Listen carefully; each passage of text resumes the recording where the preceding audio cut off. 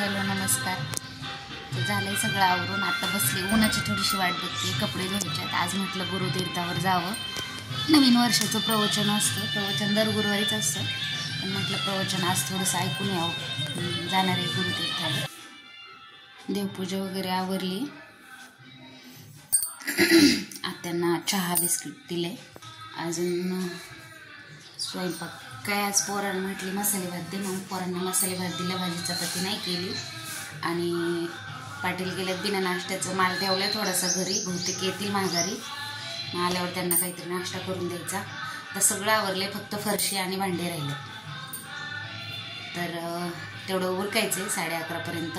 किराणा भरायचा आहे, अजून किराणाला गेलेलं किराणाला जायचं आहे. आईचा पण किराणा भरून द्यायचा आहे. आज भरपूर अशी कामं आहेत. काल काय व्हिडिओ आला नाही, पण म्हटलं आज काढावा एक छोटासा. जायचे इथं. लोक रांगोळी वगैरे झाली, उंबरा पुसून पूजा करून झाली उंबऱ्याची पण. गाणी लोक पण ना गाणी ऐकावी ना, आपल्यापुरते ठेवून ऐकावी. कुठं आमच्या दुसऱ्या गल्लीत गाणी घरात लावले तरी पण आवाज किती येतोय बघा. वरती आहे कपडे धुवायला दगड वगैरे ठेवलाय, पण मग सगळं चांगलं लागतं त्याच्यामुळे नाही, मग खालीच ठेवले. तर वरती आहे ऊन वगैरे पडले चांगलं. छान ऊन आहे बघा. सकाळ सकाळच तुम्हाला बाहेरचं वातावरण दाखव. कसं दुःख पडले.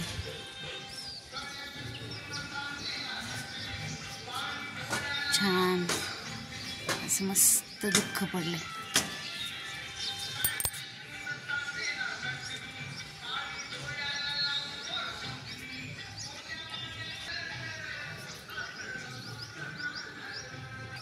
वर धुवायला काय नाही आहे इथं. वरती पण नळ वगैरे काढलाय.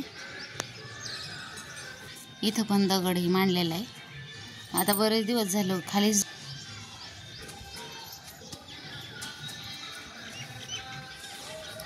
आज सगळं लवकर उरकल्यावर बी कंटाळा येतो, आणि नाही उरकल्यावर बी दिवस कामात जातो. काय करावं, काय डोकंच चालत नाही.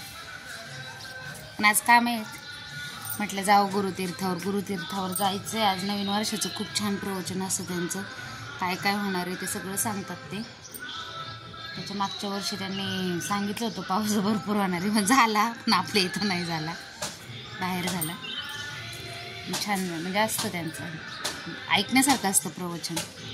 तेव्हा माझं आली इच्छा मनात. म्हटलं वर्षाचा दुसरा दिवस आहे, गुरुवार पण आलाय, चांगला दिवस आहे, म्हटलं जाऊन यावं.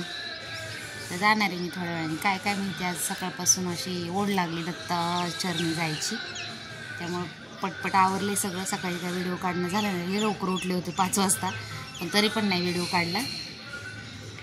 आणि काही नाही, मग तिथं गेल्यावर दिसेलच तुम्हाला कशी गर्दी असते ते. 12:30ची आरती असती. 12:30ची आरती म्हणजे 12ला आरती चालू होती, 12:30ला संपते. 12:30 ते 1:30पर्यंत प्रवचन, 1 तास प्रवचन असतं. त्याच्यानंतर महाप्रसाद असतो. आणि प्रसाद घेतल्यानंतर मग तरी 2:30-3 वाजतात यायला गेलं तर लवकर. मग मी म्हटलं की 11:30ला जावं, म्हणजे इथून थोडंसं लांब आहे. अर्धा तास लागेल. अर्धा तास लागतो जायला. तर मग 12पर्यंत जातो आपण आरतीच्या टायमिंगपर्यंत. तिथं पाटील पण जाणार आहेत तिकडनं, तिकडच्या तिकडे जाणार आहेत ते माल देऊन. तसंच ते आरतीला जाणार आहेत, पण आत्ता माल घरी ठेवला. म्हटलं येतात का काय काय माहिती. मग ते जातात दर गुरुवारी त्यांचं काम आटपून.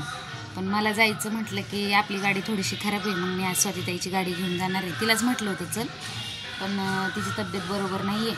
अक्कलकोटचं पाणी तिला झाचलं, तर ती थोडीशी आजारी पडली, तर ती नाही येणार आहे. मग म्हटलं आपण जाऊ. तर तिचीच गाडी घेऊन जाणार आहे मी आज. चला तर मग भेटू गुरुतीर्थावर.